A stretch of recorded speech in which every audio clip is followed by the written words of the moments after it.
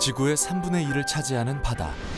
바다는 인류의 먹거리, 그리고 석유를 비롯한 필수 자원과 친환경 에너지의 창고입니다. 특히 삼면이 바다로 둘러싸인 대한민국. 대부분의 수출입이 바다를 통하고 다양한 해양 산업이 발달하며 해양 직업의 인기가 높아지고 있습니다.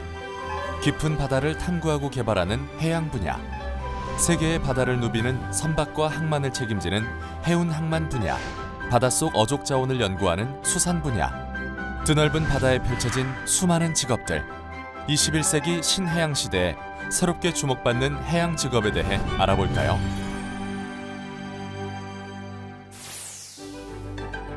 넓고 깊은 바다를 알기 위해 다양한 방법으로 연구하는 사람들이 있습니다. 바닷속 생물에서 기후, 첨단 로봇까지 바다를 연구해 널리 인간을 이롭게 하는 해양수산연구원입니다. 바다와 수산 자원에 대한 연구를 하는 사람들을 해양수산연구원이라고 합니다. 그중에서 조금 다른 분야를 연구하는 사람들이 있는데요. 바로 거대한 로봇을 만드는 전문가입니다. 바다에서 어떤 일을 하는 로봇을 만드는 걸까요? 지금부터 확인해 보도록 하죠.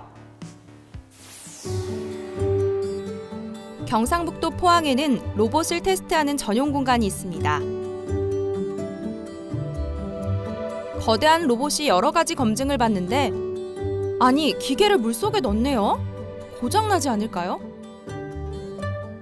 수중에서 건설 작업을 하는 로봇입니다. 한 9m 정도 수심을 가진 수조에다가 로봇을 집어넣고 다양한 테스트를 수행할 수 있습니다. 즉, 방수가 잘 되는지, 물속에서도 통신이 잘 되는지, 물속에서 원격으로 제동이 잘 되는지 그런 것들을 하나하나 파악하는 테스트가 필요하고요. 이 로봇들은 바닷속에서 작업하는 수중 건설 로봇입니다. 6년 동안 연구와 제작 과정을 거쳐 탄생했습니다.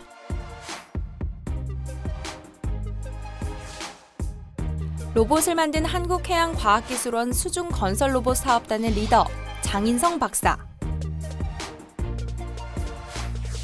수중건설로봇은 3가지인데요. 그중 우리엘은 크기가 가장 작은 로봇입니다.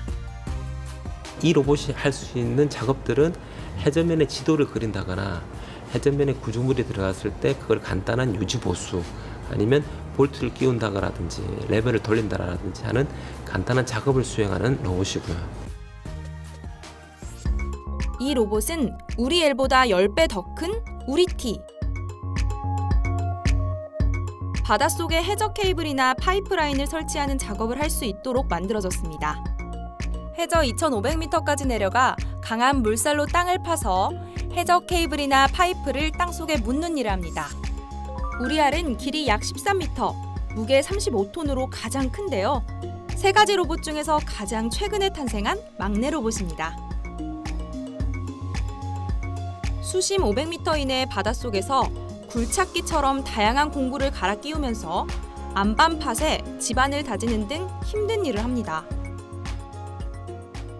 아주 단단한 흙이라든지 안반을 깨는 로봇들은 전 세계에서도 그렇게 많지는 않은데 물속에 들어가는 것 중에서 저희가 개발한 로봇 같은 경우에는 아주 단단한 안반까지 깨어서 거기에 해저 케이블을 깐다라든지 아니면 해상 풍력에 기초를 설치한다라든지 이런 작업들을 할 수 있습니다. 일반적인 육지 공사와 달리 수중에서 하는 공사는 매우 까다롭고 위험합니다. 해양 구조물을 건설하려면 잠수사들이 직접 해저까지 잠수해서 조류와 싸우며 돌과 바위를 다뤄야 했습니다. 안전사고의 위험도 높았죠. 대신 수중 건설 로봇이 투입되면 해양 구조물의 유지 보수는 물론 전력선이나 통신 케이블, 파이프라인 매설, 단단한 흙, 안반을 깨는 일을 좀 더 안전하고 빠르게 할 수 있습니다. 이렇게 대단한 수중 로봇은 어떻게 만들어졌을까요? 여러 전공에 있는 로봇뿐만 아니라 기계, 전기, 전자, 제어 이런 쪽에 계시는 해양 이런 쪽에 계시는 분들의 전공자들을 다 같이 한 곳에 모아서 같이 머리를 맞대고 고민해서 만든 것이 이 수중 건설 로봇이라고 할 수 있습니다.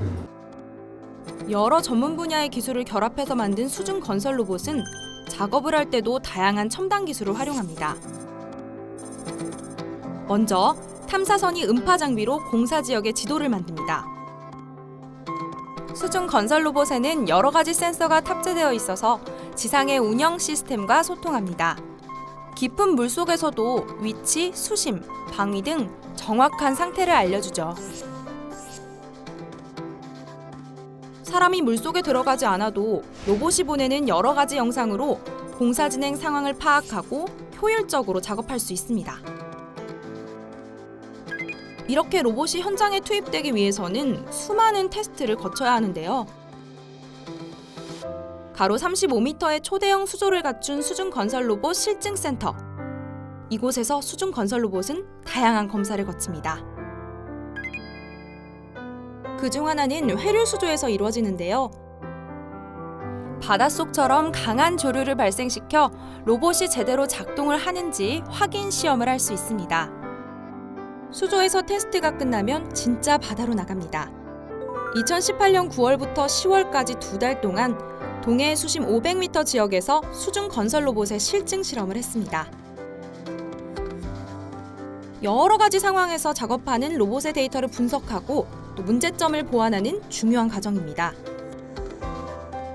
건설 현장에 투입될 날이 멀지 않은 수중 건설 로봇. 이제 해양 로봇 시대가 한 발 앞으로 바짝 다가왔습니다. 수중 로봇 분야는 시장은 상당히 밝습니다. 제가 지금 하고 있는 수중 작업용 로봇 외에도 실제 해저에 광물을 채취하는 것도 엄청나게 저희가 앞으로는 큰 미래를 가지고 이제 볼 수 있는 부분이고, 수중 로봇 해양에 대한 관심을 가지시면 여러분도 수중 로봇 전문가, 그런 연구자가 될 수 있을 거라고 봅니다. 우리나라가 세계적인 기술력을 자랑하는 분야가 있습니다. 바로 물고기 양식입니다. 많은 연구원들의 노력으로 수십 종의 물고기들을 길러서 먹을 수 있죠. 우리가 개발한 양식 기술을 또 해외에 전수하기도 하는데요.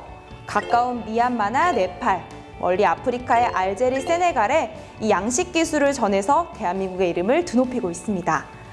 최근에는 거대한 물고기를 기르는 데 성공하면서 세계적으로 화제가 되기도 했는데요. 양식이 어렵기로 유명한 이 물고기는 과연 무엇일까요? 푸른 물빛을 자랑하는 이곳은 제주도 서귀포 앞바다. 잠수부가 커다란 가두리 양식장 안으로 들어갑니다. 큰 자루에 든 고등어를 꺼내서 주는데요. 잽싸게 먹이를 채가는 녀석들. 이 커다란 물고기는 도대체 뭐죠? 자세히 보니 이것은 우리가 흔히 말하는 참치, 참다랑어입니다. 무리를 지어서 빠르게 헤엄치는 참다랑어는 넓은 바다에서 사는 종인데요. 제주수산연구소에서 오랜 연구를 한 끝에 참다랑어 양식에 성공했습니다. 어려운 일을 가능하게 만든 사람은 참다랑어 양식 전문가 지승철 박사. 이 정도면은 사람으로 치면 이제 초등학생 정도. 성장이 굉장히 빠릅니다. 1년에 몸무게가 약 20에서 많게는 50kg까지 이렇게 자라기 때문에 이런 큰 시설이 있어야만이 장기간 이런 참다랑어를 키울 수가 있습니다. 큰 참다랑어를 키우기 위해서는 거대한 수조가 필요하겠죠. 이 수조는 지름이 25m에 깊이가 7m나 되는 우리나라에서 가장 큰 양식 수조입니다. 참다랑어를 키우는 바다의 가두리 양식장도 지름이 30m가 넘는 초대형입니다. 알에서 깨어난 참다랑어 치어는 한 달이 지나야 1g 정도가 되는데요. 하지만 성장 속도가 엄청나게 빨라서 5개월이면 30cm 정도로 자라고 3년이면 약 1m 내외의 크기가 됩니다. 헤엄을 빨리 치는 물고기입니다. 그래서 대형의 수조라든가 대형의 가두리라든가 그러한 어떤 사육시설이 필요합니다. 그렇지 않으면 참다랑어는 그물에 부딪히거나 벽에 부딪히거나 바닥에 부딪히거나 해서 많이 죽게 됩니다. 뿐만 아니라 참다랑어 치어는 알에서 부화한 지 10일 이내에 죽는 경우도 많습니다. 이렇게 폐사율이 높은 참다랑어를 양식하는 나라는 일본이 유일했는데요. 10년의 연구 끝에 우리나라가 세계에서 두 번째로 성공을 거두었습니다. 참다랑어 양식은 건강한 어미에게서 수정란을 채취하는 것이 1단계, 약 1kg까지 키워서 양식 종자로 만드는 2단계, 겨울을 나는 월동을 거쳐 한 살이 될 때까지 키우는 3단계, 성어로 만드는 4단계가 있습니다.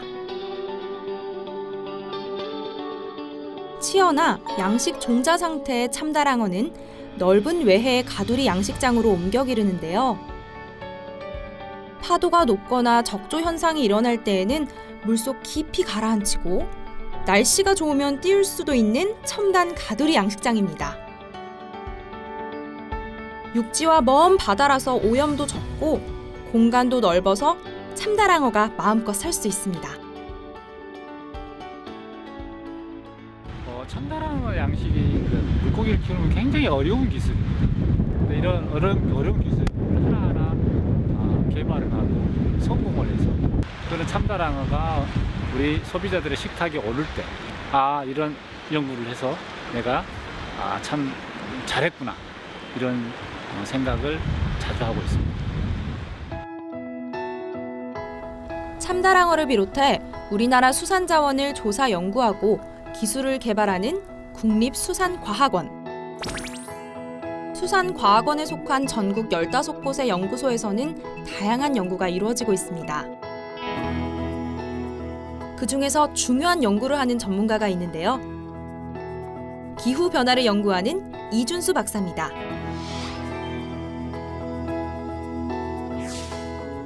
수산자원과 기후변화는 어떤 관계가 있는 걸까요?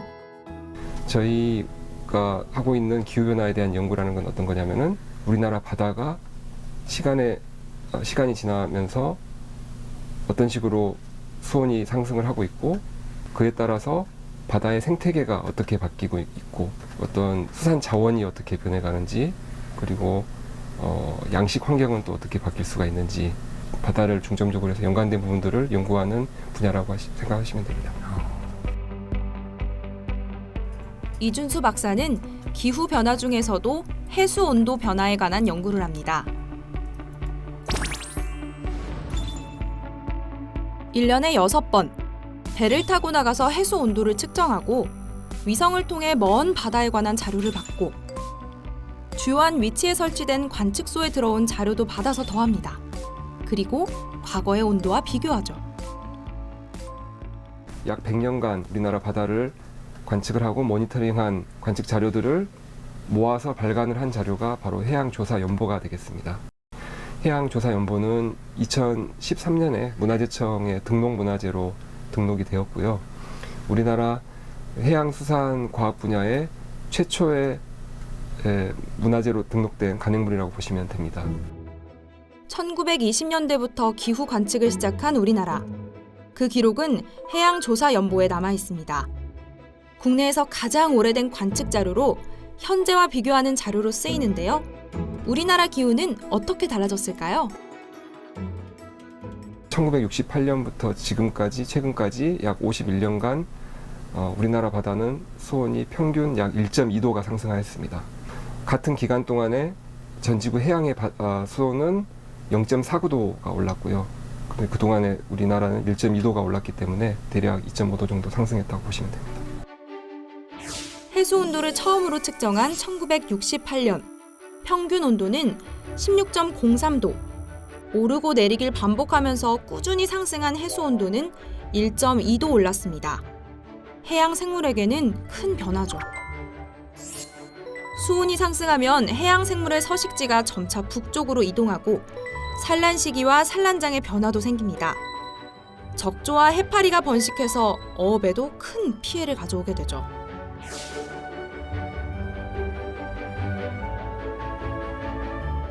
해수 온도의 상승과 그로 인해 발생하는 문제까지 다각적으로 연구하는 이준수 박사. 연구의 결과는 어떻게 활용될 수 있을까요? 여름철에 고수온이 발생했을 때 이 양식장의 피해라든지 이런 것들이 발생할 수가 있기 때문에 그런 피해를 저감하는 데 활용할 수가 있고 그 밖에 또 기후변화에 따른 지구온난화에 의해서 생태계가 변하게 되는데 그런 생태계가 변한 거에서 어떻게 우리가 또 대응 방안을 마련할지 이런 것들에 활용할 수가 있습니다. 기후 변화에 관한 연구로 앞으로 다가올 위험에 대비할 수 있습니다.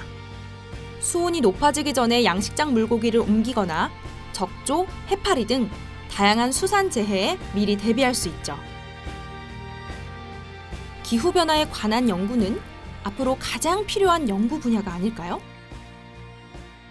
매일매일 모니터링을 하고 그리고 그런 대응을 위한 어떤 속보 또는 특보를 발령하는 역할을 하고 있는데 그렇게 해서 우리나라 양식 어민들의 피해가 저감이 되고 좀 발빠른 대응으로 인해서 아무런 문제 없이 잘 넘어간다. 그럴 경우에 참 보람을 느끼게 됩니다.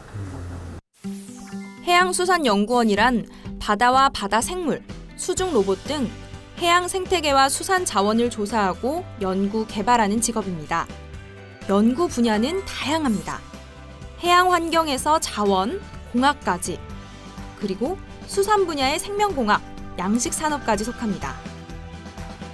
진로는 국립수산과학원, 해양과학기술원 등 국가연구기관과 기업연구소 등 다양합니다. 세계의 많은 전문가들이 연구하고 있지만 드넓은 바다는 아직도 많은 비밀을 간직하고 있습니다. 그만큼 연구할 것이 많다는 의미겠죠. 바다를 사랑하고 궁금한 것이 많다면 해양수산연구원에 도전해보는 건 어떨까요?